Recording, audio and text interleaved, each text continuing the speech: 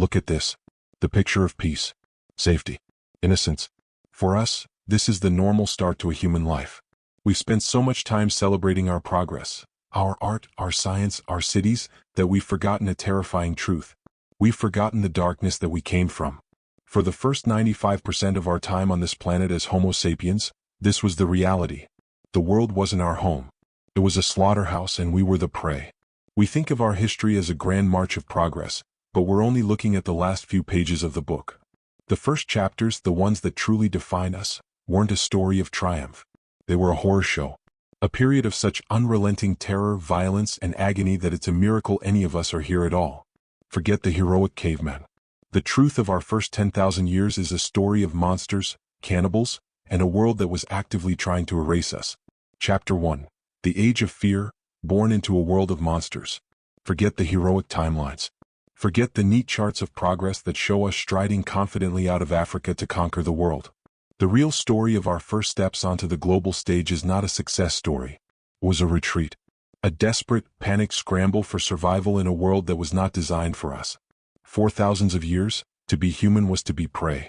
It was to live with a baseline of fear so constant, so profound, that it would shatter a modern mind. You have to understand, our ancestors were not the masters of this domain. They were the new arrivals, the interlopers. Small, soft-skinned, and pathetically weak compared to the true rulers of the planet.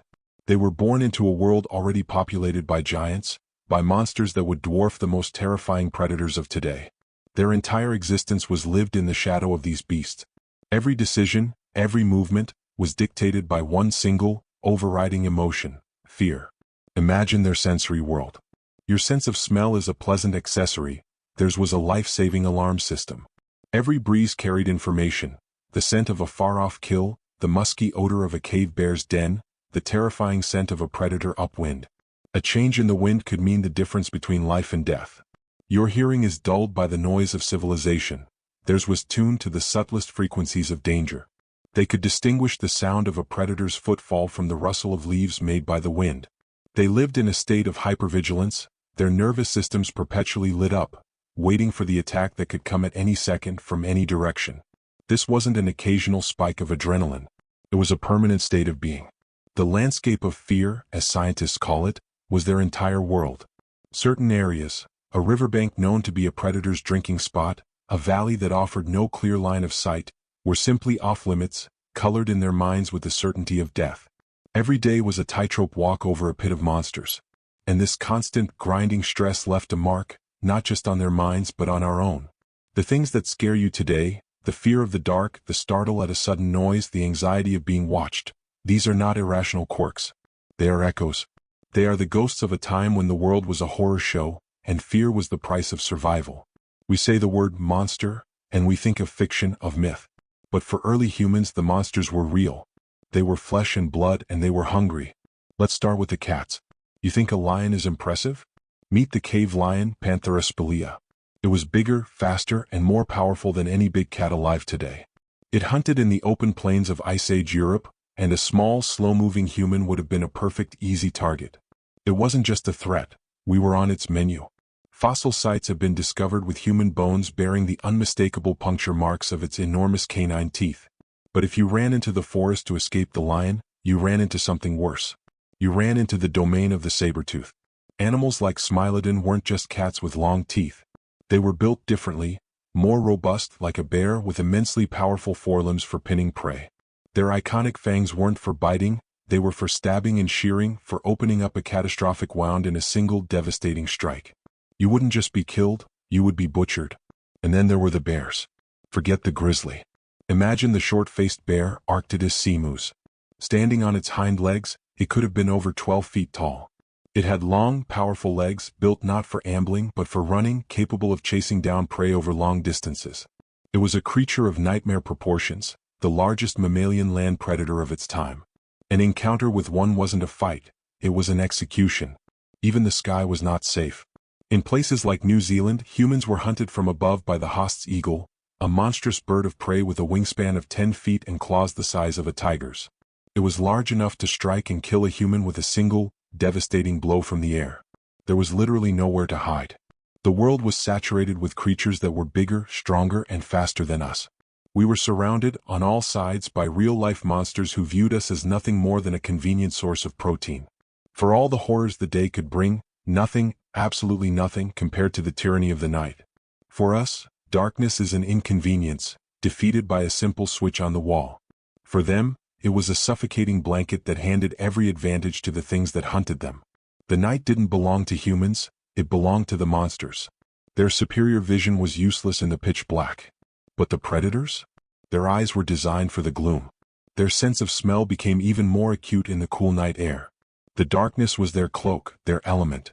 As dusk fell, a primal terror would grip the small human clan. The world shrank to the size of their crude shelter, a shallow cave, a hastily built lean-to of branches, a crack in a rock face. It offered the illusion of safety but little more. Now imagine yourself there. Huddled with your family, maybe 10 or 15 others, packed together for shared body heat. You can't see a thing. The blackness is absolute. But you can hear. You can hear the chuffing cough of a cave hyena, a beast capable of crushing bone with its jaws, sniffing around the entrance to your shelter. You can hear the heavy, deliberate tread of a bear passing nearby. You can hear the scream of some other, less fortunate creature being taken down in the dark. You stay silent, not daring to breathe, praying that the flimsy barrier between you and the horrors outside will hold. This went on night after night for thousands of years. This relentless, nightly siege of terror had a profound effect. It hardwired our brains to fear the dark, a legacy that survives to this day in every child who sees a monster in their closet. It also likely gave birth to the first superstitions. How else could you explain the disembodied sounds, the unseen terrors that own the night? You would invent monsters, spirits, demons, because the reality that you were simply helpless prey waiting in the dark was almost too much to bear. The horror show outside the cave created a permanent horror show inside their developing minds, a theater of fear that would shape human consciousness forever. Chapter 2: The Body Breakers, a Life of Agony. In our world, a broken bone is an inconvenience. It's a trip to the hospital, a cast, a few weeks of discomfort, and then, for the most part, a return to normalcy. We have a safety net, woven from centuries of medical knowledge. We have surgeons, antibiotics, painkillers. We live with the fundamental assumption that our bodies, when broken, can be fixed. Now, I want you to erase that assumption completely. I want you to step back into a world where that safety net doesn't exist. A world where a simple accident, a moment of clumsiness, wasn't an inconvenience. It was the beginning of the end. Let's put you in their shoes. You're scrambling down a rocky embankment, maybe fleeing a predator or chasing after a small animal. Your foot slips on a loose rock. You fall and you feel a sickening, white-hot flash of pain in your leg followed by a wet, grinding crunch. Your tibia has snapped. There is no doctor. There is no cast. There is no one to carry you. Your clan, your family, is a mobile unit. Their survival depends on their ability to move, to follow the herds, to find new resources. They cannot stop for you. The choice they face is a brutal one, born of a horrifyingly practical reality. Can you keep up? If you can hobble, if you can drag yourself along, maybe you have a chance.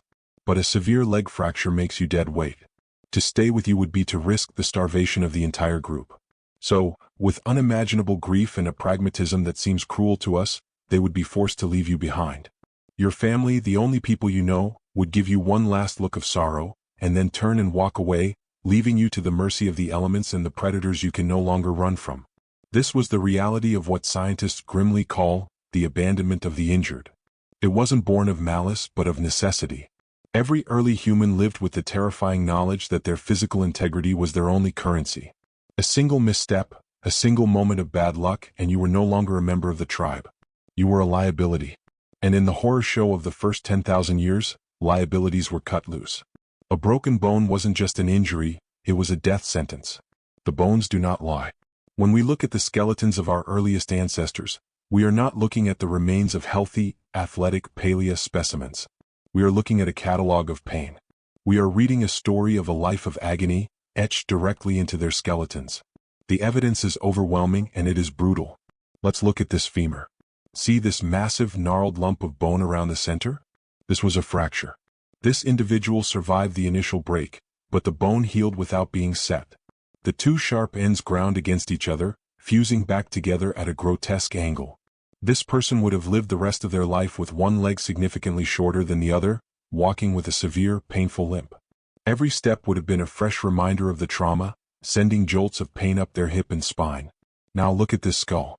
See this indentation here? This is a depressed fracture, likely from a blow, either from a weapon or a fall. The bone is healed but pushed inward. This person would have suffered from chronic, blinding headaches, potential seizures, or even personality changes. There was no surgery to relieve the pressure on the brain. There was only the raw, unending pain. And then there's the infection.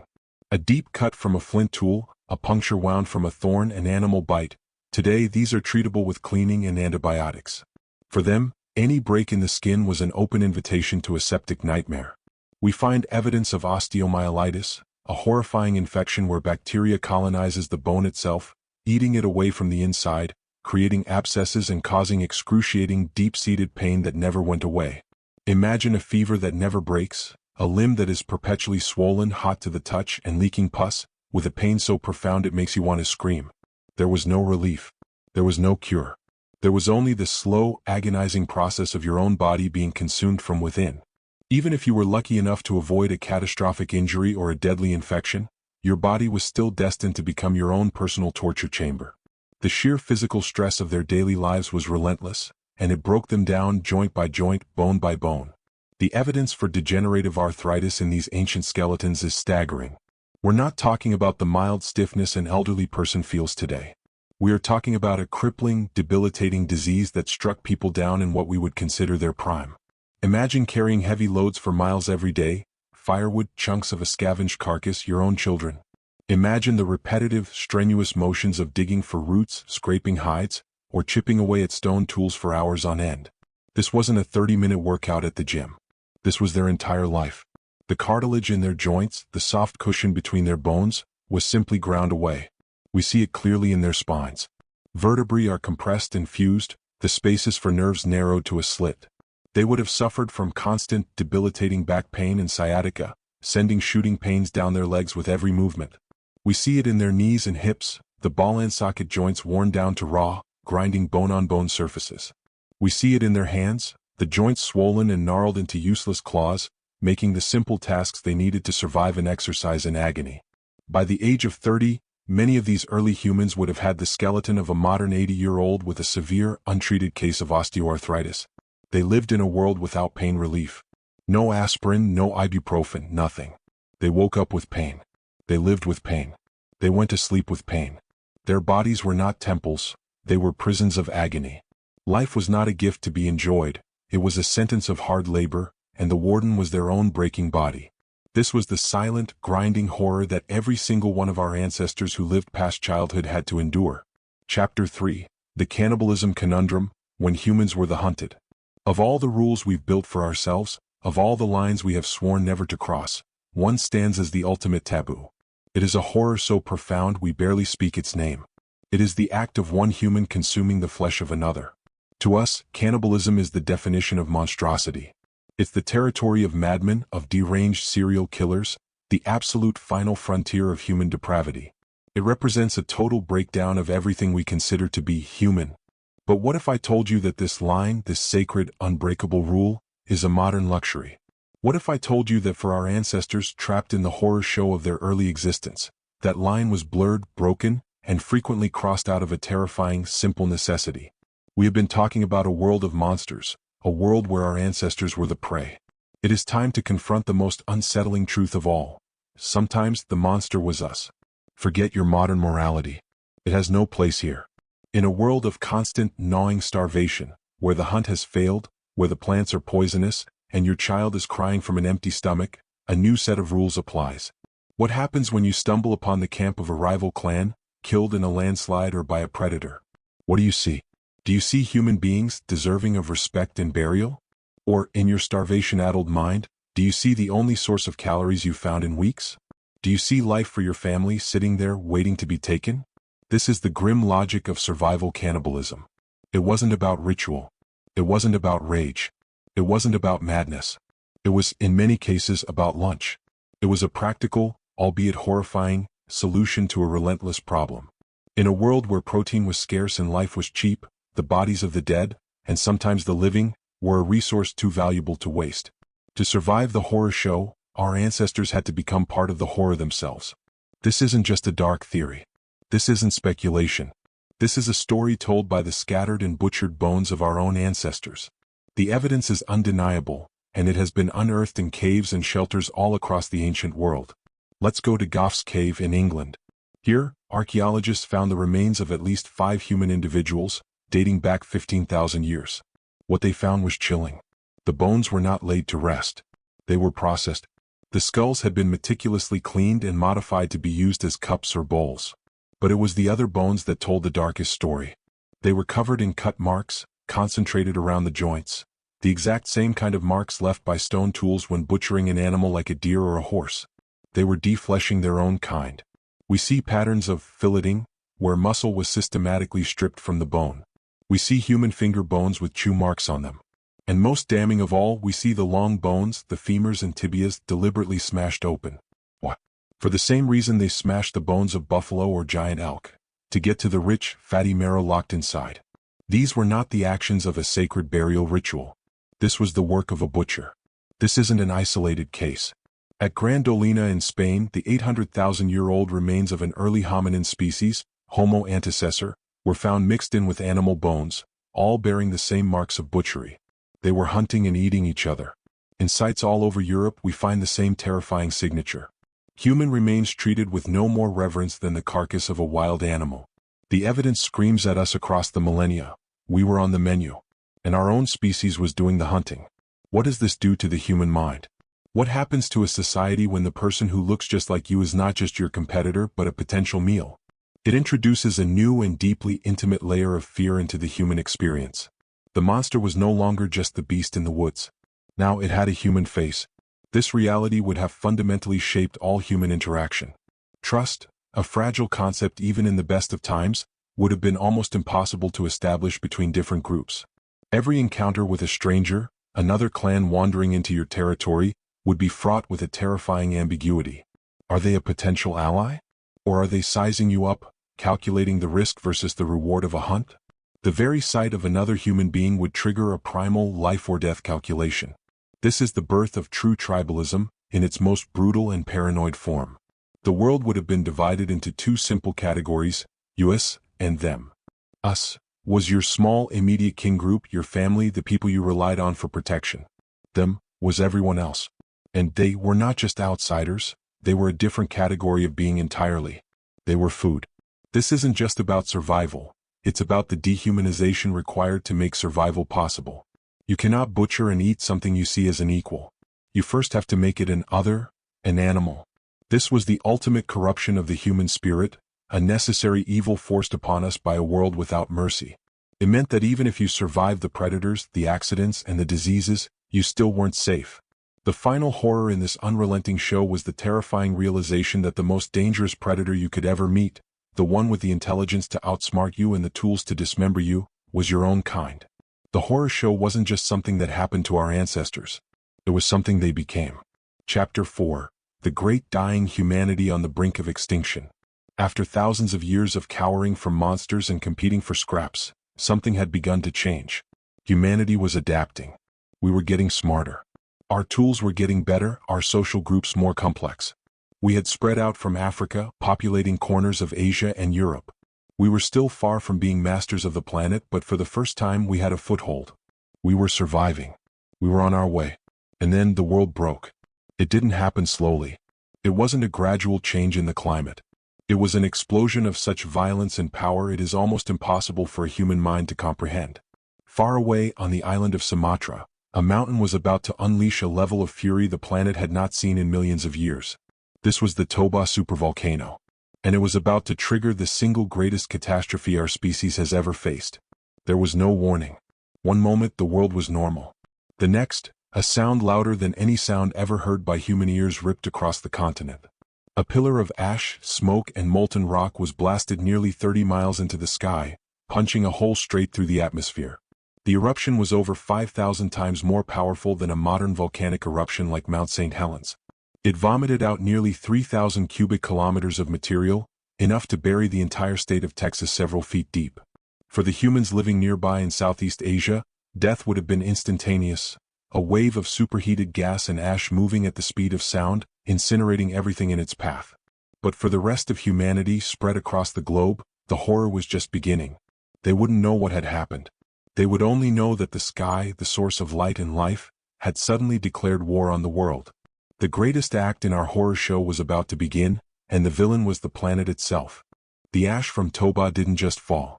It rode the jet streams, wrapping the entire planet in a dense, suffocating shroud. Within weeks, the sun began to disappear. First, it would have turned a blood red, a terrifying omen in the sky. Then, it would have faded into a dim, ghostly disk before vanishing completely behind a thick, gray veil. The world was plunged into darkness. This was the beginning of a volcanic winter that would last for nearly a decade. Imagine the psychological terror. The source of all life, the rhythm of day and night that had governed existence for millennia, was gone. It was replaced by an unending, unnatural twilight. With the sunlight blocked, global temperatures plummeted by as much as 15 degrees Celsius. The Ice Age, which was already underway, was given a massive steroids-like boost. Glaciers surged. A sudden, brutal winter gripped the entire planet. For our ancestors, the world they knew ceased to exist. The plants, starved of sunlight, withered and died on a massive scale. The great herds of animals that they relied on for food, the mammoths, the bison, the deer, starved to death in droves. Their skeletons would have littered the dead landscape. The rivers and lakes would have been poisoned by acid rain caused by the massive injection of sulfur into the atmosphere. Every single source of food and fresh water was either gone or tainted. This was a global systems collapse. It didn't matter how good a hunter you were if there was nothing left to hunt. It didn't matter how well you knew the edible plants if they had all turned to black slime. Their knowledge, their skills, their tools, all the things that had given them an edge were suddenly rendered useless. They were thrust back into a state of utter helplessness, adrift in a cold, dark, and dying world.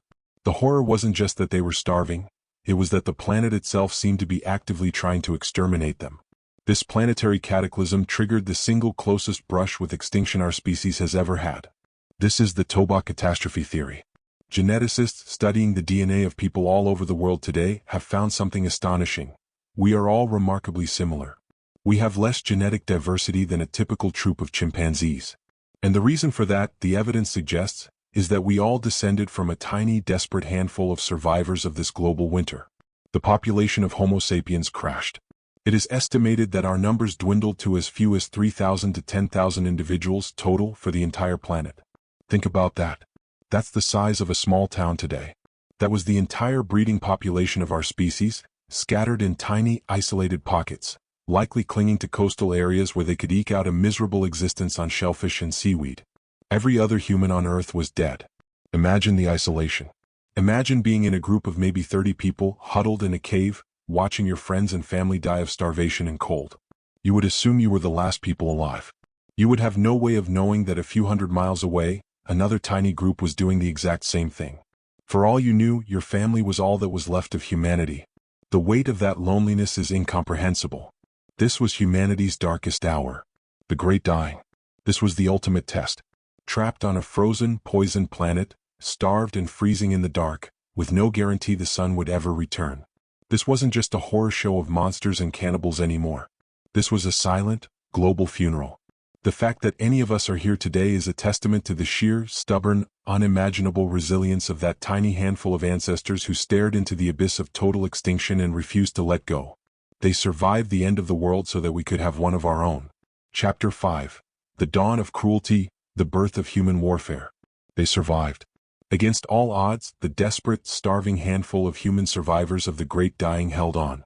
As the ash settled and the sun returned, they began to reclaim the empty world. Their numbers grew. They spread out once more, armed with the hard-won knowledge of having survived the apocalypse. You would think that after enduring such a planetary horror, after coming so close to total annihilation, humanity would enter an age of peace, united by their shared trauma. You would be wrong. The world that came after the catastrophe was not a utopia. It was a fiercely competitive landscape of traumatized survivors. The lessons they had learned were not about unity and cooperation. The lessons they had learned were about suspicion, tribal loyalty, and the brutal necessity of putting your own group's survival above all else. The horror show wasn't over. It was about to enter its most intimate and enduring act. The age of monsters was ending. The age of human cruelty was beginning. As populations grew, they began to bump into each other again. But now the stakes were different. Resources were still scarce, and every clan, every tribe, carried the deep genetic memory of starvation. The other was not a potential friend. The other was a direct competitor for the patch of land, the herd of animals, the river full of fish that meant the difference between your children eating or starving. The paranoia that was once reserved for strangers in a cannibal's world now became a fixed political reality. The old fears, of the cave lion, of the short-faced bear, began to fade as these great beasts died out. But the fear did not vanish. It simply transferred. It turned inward. Humanity looked around, saw that it was finally safe from the monsters, and then turned on itself. The greatest threat to a human was no longer a predator with fangs and claws. It was another human with a sharper spear and a bigger group. This was the dawn of organized violence. This was the birth of war. For a long time, we clung to the romantic idea of the peaceful savage. The belief that war was a modern invention, a corrupting influence of civilization and agriculture. The bones once again tell a much darker story. The oldest evidence for a prehistoric massacre was unearthed at a place called Naderek in Kenya. What archaeologists found there, dating back 10,000 years, was not a burial. It was a crime scene. They found the remains of at least 27 individuals, men, women, and children. They had not been killed and eaten. They had been executed. One man's skeleton was found with a blade of sharp obsidian still embedded in his skull. Another had been clubbed in the head with such force that his skull and jaw were shattered. They found the skeleton of a woman in the final stages of pregnancy, who had been bound and likely thrown into a lagoon to drown. There was no ambiguity here. This was not a skirmish that went wrong. This was a systematic, merciless slaughter of an entire community. This was one group of humans deliberately and brutally exterminating another. And Naderek is not alone. In Jebel Sahaba, a cemetery in Sudan dating back over 13,000 years, nearly half of the men, women, and children buried there show clear signs of a violent death, riddled with the stone points of arrows and spears. This is the evidence that shatters the myth of a peaceful past. It shows us that organized group violence is not a recent pathology. It is an ancient part of the human behavioral toolkit. It's a strategy forged in the desperate, competitive world that followed the Great Dying. The goal was simple and ruthless: eliminate the competition. Take their land, take their resources, and ensure the survival of your own genetic line. The horror show had evolved from a fight for survival against nature into a fight for dominance against ourselves. This is the darkest legacy of our first 10,000 years.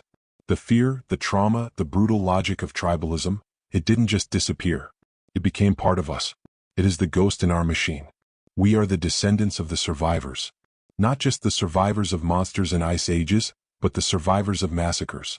We are the children of the clans who were better at killing, better at organizing for violence, better at seeing the other as an enemy to be eliminated. That instinct for us versus them is burned into our DNA. The weapons have changed. The spear became a sword. The sword became a rifle. The rifle became a bomb. But the underlying impulse, the cold, terrifying logic that was born in the desperate competition of our prehistoric past, remains disturbingly familiar. The capacity for cruelty that we see in our own history, the genocides, the ethnic cleansings, the wars of extermination, it did not come from nowhere. It is the final, terrifying act of the horror show our species was born into. The first 10,000 years of humanity were not a grand adventure. It was a relentless gauntlet of fear, agony, cannibalism, and near extinction, culminating in the birth of our own unique brand of cruelty, warfare. It's a miracle that we survived it all. But the scars of that survival, the ghosts of that horror show, still walk with us today. We have escaped the world of monsters, but we have yet to prove we can escape the monster within ourselves. It's a heavy thought, isn't it? To realize that so much of what we fear in our modern world, violence, tribalism, cruelty, has such deep, ancient roots. It's not an excuse for our actions, but it is a vital piece of understanding who we are and the baggage we carry as a species. Our history is not just one of inspiring progress. It's also a horror story. And acknowledging the darkness is the only way to truly understand the light. What do you think? Is this ancient trauma still a part of us today? I genuinely love to hear your perspective on this, so drop a thought down in the comments below. It's a conversation worth having. If you appreciate stories that aren't afraid to look into the dark corners of the human journey, then make sure you subscribe and turn on notifications. We're dedicated to exploring the raw, unfiltered truth of our past, and you won't want to miss the stories we have coming. Thank you for being a part of this one. Stay curious and stay thoughtful.